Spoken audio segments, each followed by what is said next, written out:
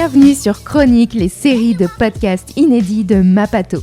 Dans nos podcasts, nous donnons la parole à des patients, des aidants et des soignants. Alimentation, sexualité, travail, gestion du quotidien, prise en charge. Nos invités nous partageront leurs expériences, leurs conseils et leurs visions. L'objectif est simple, informer et déstigmatiser la vie avec une pathologie dans un esprit positif et collaboratif. Je suis Lorraine, je suis patiente chronique et je serai votre hôte sur Chronique. Je vous emmène à la découverte de ces témoignages qui, je l'espère, pourront vous éclairer et vous accompagner au quotidien.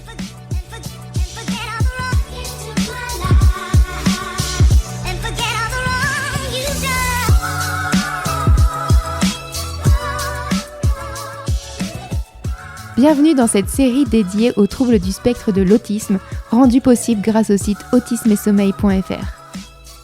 Il s'agit d'un site d'information à destination des familles d'enfants avec troubles du spectre de l'autisme, TSA, et des professionnels de santé s'occupant de ces enfants.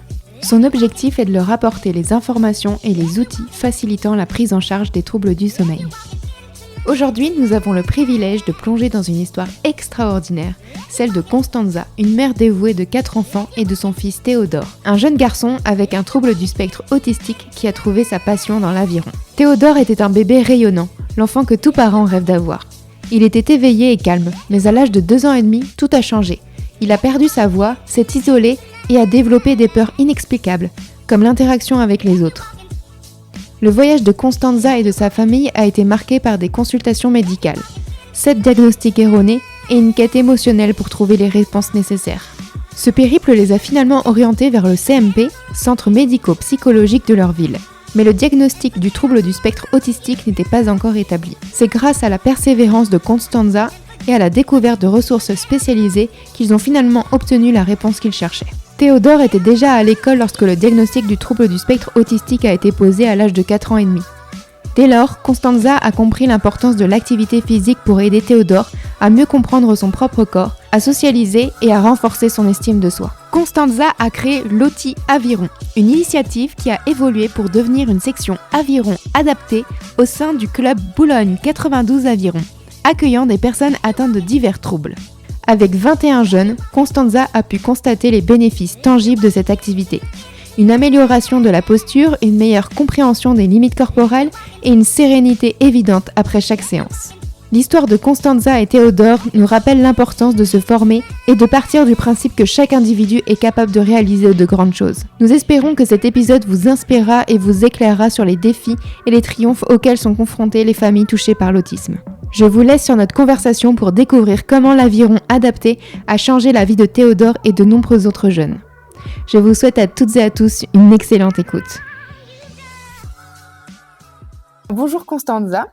Bonjour Lorraine. Je suis ravie de vous accueillir pour un nouvel épisode de Chronique. Est-ce que vous pouvez commencer par vous présenter et présenter votre famille ? Alors, Constanza Segarros, je suis maman de 4 enfants, dont Théodore qui est autiste, et je suis également entraîneur d'aviron. Super. Quel petit bébé était Théodore ? Théodore, c'était un petit bébé rêvé. C'est le bébé que tout le monde voulait avoir, très éveillé, assez calme.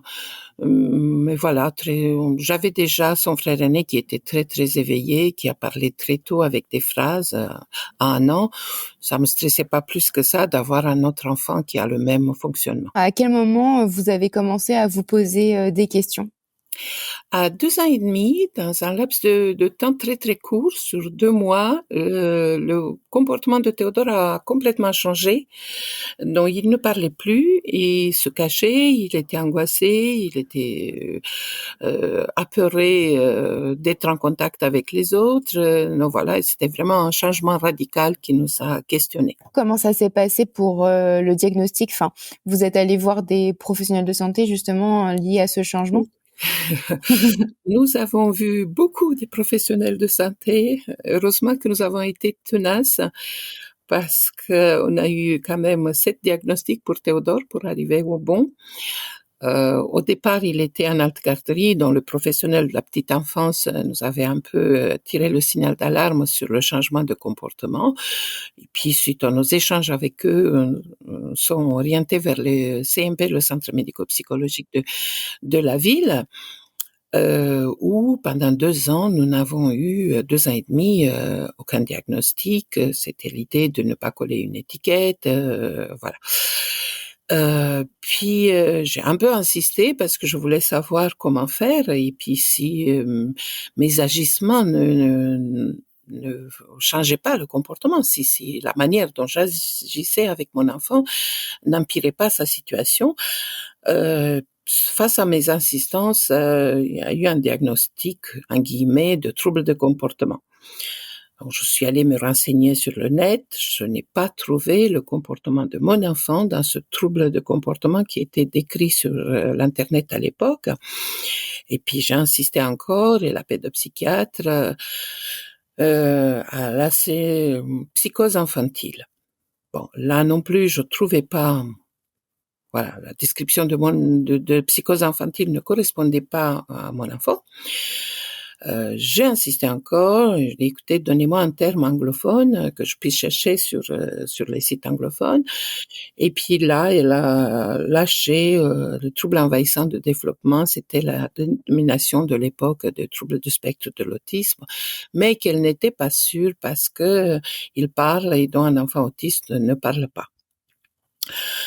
Donc, j'ai eu de la chance en guillemets, parce que voilà, c'est quand même une chance d'avoir un beau-frère qui est médecin à Boston et qui nous a parlé de l'autisme. Quand il l'a vu, il a dit: «Écoute, il faut vraiment que tu ailles chercher de ce côté-là. J'ai l'habitude des enfants autistes et je vois les symptômes, donc voilà, ça sera bien que tu ailles chercher un spécialiste qui peut poser un diagnostic qui correspond à la situation de ton enfant».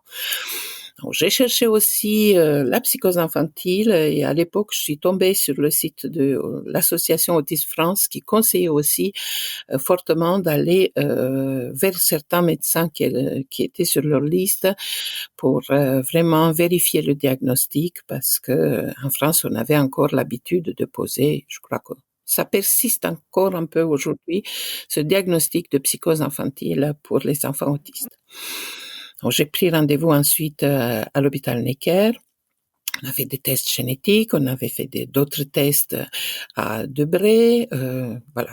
Après une batterie de tests, le médecin conseillé par l'Autisme France a vraiment posé le diagnostic de trouble envahissant de développement non spécifié, qui fait partie actuellement aussi de troubles du spectre de l'autisme.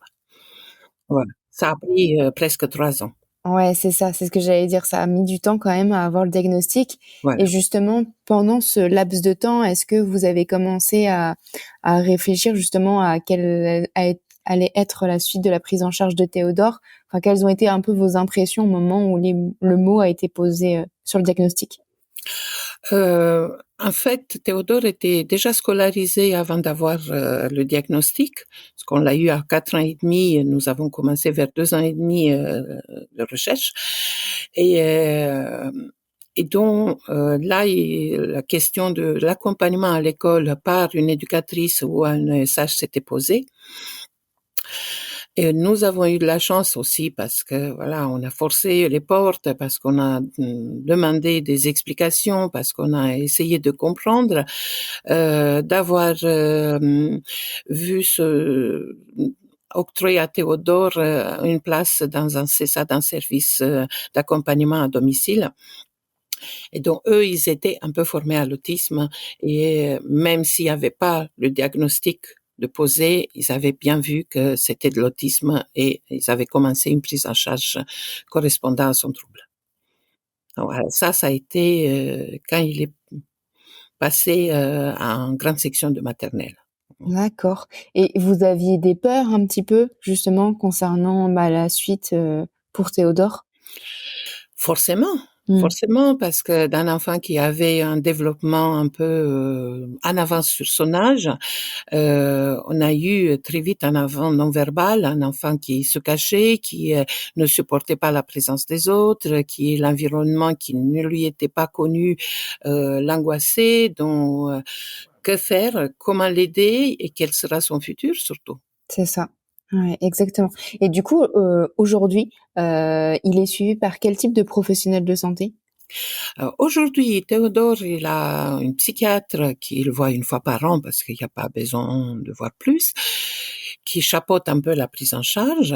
Il voit une psychologue 2 fois par mois et moi, je la vois aussi 2 fois par mois le reste, en fait, pour la guidance parentale, pour m'expliquer un peu qu'est-ce qu'il faut faire et puis quand il y a des situations qu'ils ont besoin d'être réglées, comment faire, quels sont les outils à mettre en place, etc. Et puis sa sœur, elle est psychomotricienne et il travaille aussi avec elle, là au cabinet, parfois à la maison, tout ce que c'est autour de la motricité fine ou de la motricité globale. Là aussi, une éducatrice spécialisée qui intervient, parce que Théodore, il a 22 ans aujourd'hui et qui a besoin aussi de travailler l'autonomie dans le transport, l'autonomie pour faire les courses, l'autonomie dans la vie courante. Et puis qu'il a un peu ras-le-bol de travailler avec maman, donc vaut mieux que quelqu'un d'autre s'en charge. Change un peu de visage. Voilà. Est-ce que vous pouvez nous expliquer en quoi justement l'activité physique peut être un bénéfice pour les personnes qui ont un trouble du spectre autistique? Au-delà du bénéfice général de l'activité physique sur toute personne, pour les personnes qui sont atteintes de troubles du spectre de l'autisme, l'intérêt est d'autant plus important parce que ça va permettre aussi une meilleure compréhension du schéma corporel. Ça va permettre aussi d'intégrer autrement la notion ou au moins de traiter d'une manière plus adéquate toutes les troubles d'intégration sensorielle. Ça va permettre aussi, bien sûr, la sociabilisation qui est un des points difficiles chez les personnes TSA. Ça leur permet de se sentir comme les autres. Donc, on travaille sur l'estime de soi, on travaille sur les capacités physiques, c'est extraordinaire ce que l'activité physique peut permettre à cette personne-là. Malheureusement, c'est encore difficile d'accès. C'est ça. Et justement, quels sont un peu les défis auxquels sont confrontées les personnes avec de l'autisme en ce qui concerne justement la participation à des activités physiques, notamment les activités physiques en groupe? Moi, je crois que le premier défi, c'est la méconnaissance de troubles. Mmh. De par les professionnels du sport, je parle, ou d'autres, hein, parce qu'on voit en général que même si ça passe un peu plus à la télé, on parle beaucoup plus de l'autisme, mais on connaît assez peu ce trouble. Et au moment où les professionnels ont au moins un tout petit peu une sensibilisation, une formation aux troubles du spectre de l'autisme, les barrières tombent. Parce que c'est ça qui fait peur. Comment agir face à un enfant autiste? Comment faire s'il est en crise? Comment faire si, voilà. Et on a peur, en fait. On a peur de l'inconnu. Et en tant que professionnelle, même si je suis maman d'un enfant autiste, je me suis posé aussi ces questions-là. Je connais le mien. Est-ce que je serais capable de connaître le fonctionnement des autres et comment faire avec les autres? Bon, j'ai de la chance de m'être formée à plus de 300 heures. J'ai suivi plus de 300 heures de formation déjà pour comprendre mon enfant, ce qui m'a permis aussi de comprendre les autres. Et, euh, et puis, je continue toujours à me former parce que c'est important. Voilà. Mais c'est vrai que le premier frein, c'est je ne saurais pas comment faire, je ne suis pas formée. C'est pas si compliqué, il faut juste avoir l'ouverture d'esprit et vouloir comprendre. Et comprendre aussi que au moment où on va mettre en place des outils pour les personnes TSA, ça marche pour tout le monde, ces outils-là. Pour vous donner un exemple, j'ai encadré pendant 10 ans les étudiants de Sciences Po et au moment où j'ai revu ma manière d'enseigner l'aviron à des enfants autistes, je l'ai enseigné aussi aux étudiants de Sciences Po de la même manière et ils apprenaient beaucoup plus vite, vous voyez. Voilà. Donc c'est juste qu'on va aller direct au sujet, on va enlever tous les fioritures, voilà. Et puis après, voilà, comme je disais, il faut comprendre le fonctionnement parce que c'est important de comprendre comment chacun fonctionne. Et être dans l'observation, c'est hyper important. Mmh. Et justement, quel type d'activités physiques sont plus ou moins adaptées justement pour une personne qui a un trouble du spectre autistique? Il y a pas de réponse catégorique à ça parce que ils sont des personnes avant tout. avant d'avoir l'autisme qui se greffe dessus. Et il y a des personnes qui sont sportives sans être autistes et d'autres qui sont pas du tout attirées par les activités sportives. Il y a d'autres qui vont aimer le badminton, un autre le boxe, etc. Ce qui est important, c'est d'aller où l'enfant montre des signes qu'il aime l'activité ou qu'il aime l'endroit ou l'environnement ou la personne. C'est partir de la motivation de l'enfant. Voilà, pouvoir lui proposer et essayer peut-être plusieurs activités et puis partir là où on voit que voilà, qu'il a l'envie de revenir, qu'il a le grand sourire, qu'il y a des signes qui ne trompent pas quand il aime une activité. Euh, je me rappelle quand Théodore était petit, il y avait des spécialistes qui déconseillaient les sports de combat pour les personnes autistes parce qu'ils se disaient, oh là là, plus tard, on ne saura pas les canaliser, ils peuvent tabasser tout le monde. Il faut savoir que le fonctionnement autistique est assez bien cadré. Donc, si on leur apprend à se battre que sur le tatami ou sur le ring, ils vont faire que dans cet endroit-là et avec les règles qui ont été données. Donc, après, ça dépend s'il n'y a pas d'autres pathologies.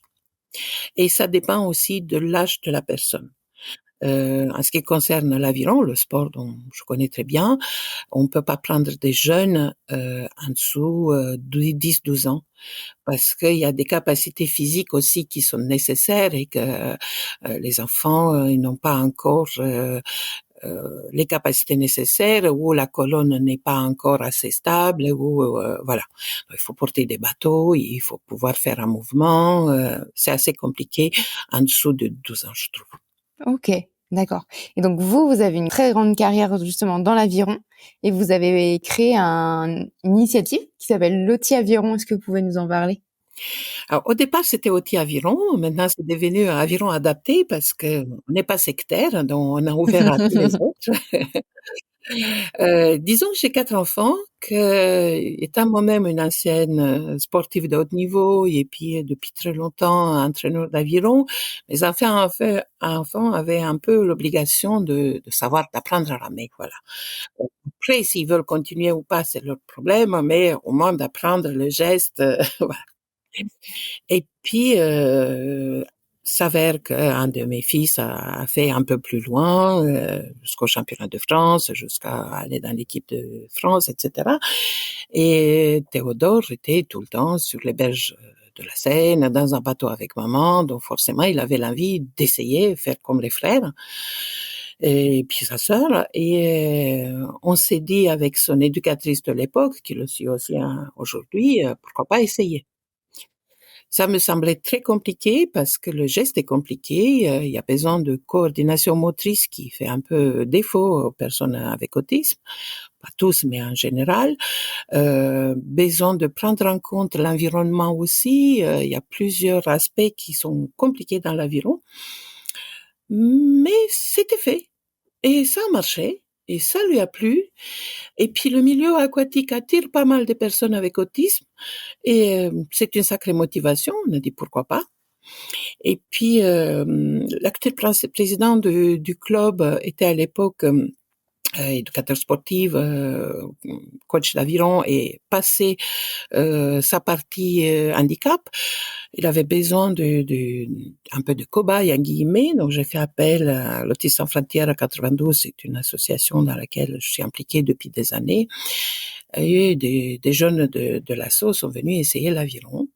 Et on a vu que c'est possible, même avec des jeunes qui sont pas nés un peu sur les berges ou dans un bateau.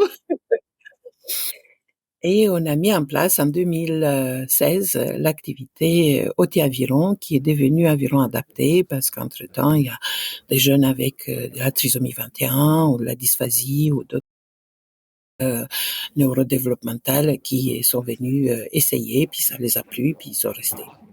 Trop chouette. Et justement, aujourd'hui, il y a combien d'enfants qui sont dans le club? C'est plutôt des jeunes adultes. Je n'ai plus d'enfants. J'en ai 21. Donc 21 jeunes avec différents troubles. La plupart sont des autistes, avec différents profils, bien sûr. Voilà, du plus lourd au plus léger. Et puis, il s'amuse, il vient s'entraîner et on part faire des stages, on y va sur les compétitions. pas tous les 21, mais une partie d'entre eux. Et comment on fait justement pour intégrer, le club? J'ai de la chance, de faire partie d'un grand club. Le Bologne 92, c'est un club, qui a à peu près 800 adhérents dans toutes les sections. Et c'est déjà extraordinaire parce que je fonctionne avec les bénévoles de club. Donc Mmh. 21 autistes à l'aviron tout seul, je ne me vois pas faire. Mais à chaque séance, j'ai un nombre assez important de bénévoles de club, donc des rameurs de club qui viennent nous aider, ramer avec nos jeunes, leur apprendre les gestes, leur apprendre comment ça fonctionne, voilà, le b.a.-ba. Mmh. Et vous avez vu justement des bénéfices sur, bah, le bien-être général et la qualité de vie justement? Tout de suite. On Ouais. les a vus assez rapidement. Parce qu'au niveau de la tenue de leur corps, ils étaient très hypotoniques ou alors hypertoniques pour mon fils. Ils savaient pas courir, ils savaient pas marcher, ils se tenaient pas droit et peu à peu, avec la pratique d'aviron, on a vu qu'ils se redressent parce qu'on est obligé un peu dans le bateau, qu'ils se tiennent droit, qu'ils sont plus bossus, qu'ils commencent un peu à comprendre les limites de leur corps, de savoir quand ils sont fatigués, quand ça fait mal aussi, d'être un peu plus endurant parce que c'était pas le cas au début. Ils fatiguaient très très vite. Et puis voilà, il y a des choses qui sont mises en place et surtout ce que les parents nous rapportaient, c'est que après la séance d'aviron, ils sont calmes et apaisés, bah, comme tous après Ouais. avoir fait du sport. C'est ça, exactement. Et justement, est-ce qu'il y a des stratégies ou des choses à mettre en place pour, bah, les inciter, les encourager à participer à une activité physique? Moi je crois qu'il faut dès l'école pour ceux qui sont scolarisés et puis pour ceux qui sont en établissement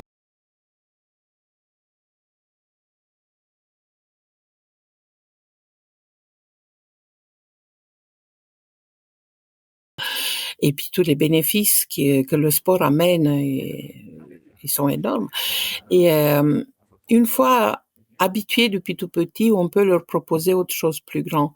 Bien sûr qu'il y aura certaines personnes qui seront anti-sport, mais ça, dans les neurotypiques, il y en a aussi, donc on ne peut pas obliger tous les personnes autistes à faire du sport. Euh, faut peut-être développer un peu plus l'offre sportive pour ces personnes-là.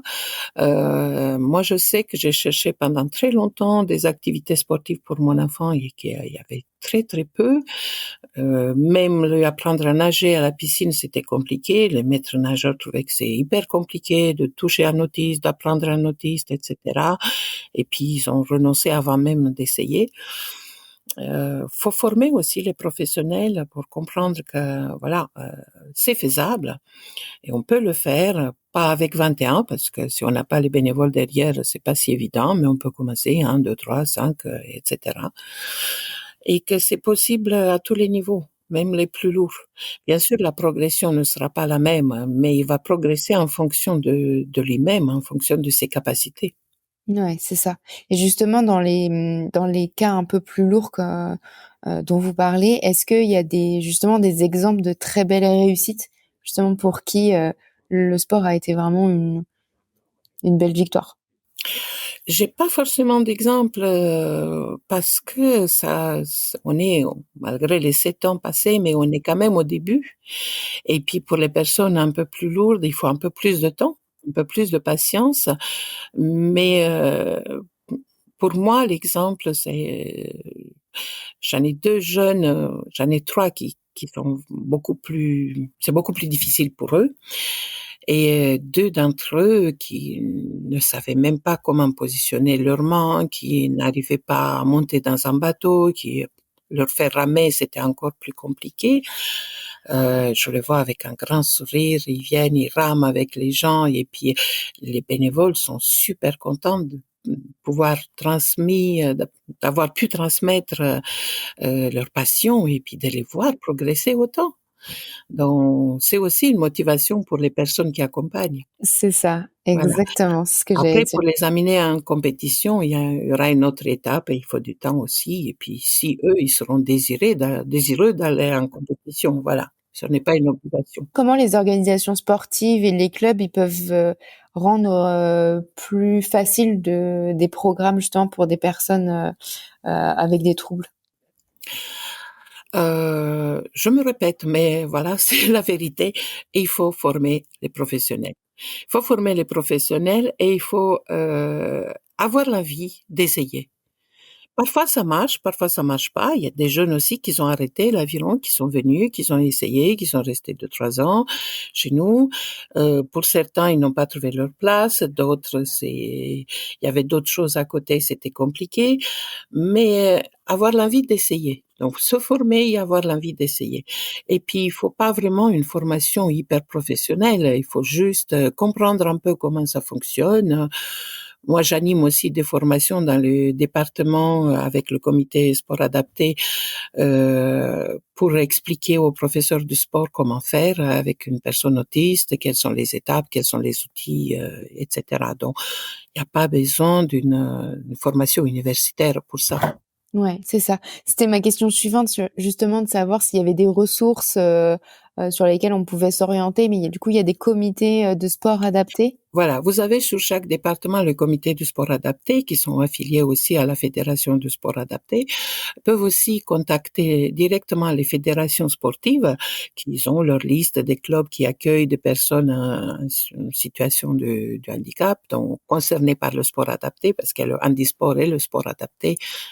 Handisport pour les déficients moteurs et déficients visuels, et puis le sport adapté pour tout ce que ça concerne psychique, mental, cognitive, etc. Et puis après, il y a des livres. J'ai vu qu'il y a le professeur Christian Alain de Lyon, professeur universitaire, qui a écrit l'autisme et le sport, que j'ai trouvé très intéressant. Voilà. Mais surtout se rapprocher des associations et échanger beaucoup avec les parents parce qu'ils connaissent leurs enfants et ils vont savoir comment faire, comment les aider, qu'est-ce qui peut les motiver, voilà. Chouette. Est-ce que vous avez un dernier message à faire passer? Ils sont capables. C'est ça le message. Ils sont capables. Partons du principe qu'ils sont capables. Voilà. C'est à nous de nous remettre en question, d'enseigner différemment, de revoir tout ce que on sait, on connaît du sport qu'on maîtrise, et c'est tout. Mais ils sont capables. Ils sont capables. Ils vont pas tous être champions olympiques, mais c'est génial de voir leur progression, de voir où ils arrivent. Voilà. Se former et partir du principe qu'ils sont capables. Parfait. Et ben, ce sera le mot de la fin pour cet épisode. Merci beaucoup, Constanza. Merci à vous. Merci beaucoup à vous d'avoir écouté cet épisode. Vous ne faites pas encore partie de la communauté Mapato ? Rien de plus simple pour la rejoindre. Rendez-vous sur mapato.com, mapatho.com, ou bien téléchargez notre application gratuitement sur Apple Store et Play Store. C'est pratique, rapide, gratuit, alors foncez. Pour soutenir le podcast Chronique, laissez 5 étoiles sur Apple Podcast et un joli commentaire sur votre plateforme de podcast préférée. Un grand merci à vous et à la semaine prochaine pour un nouvel épisode.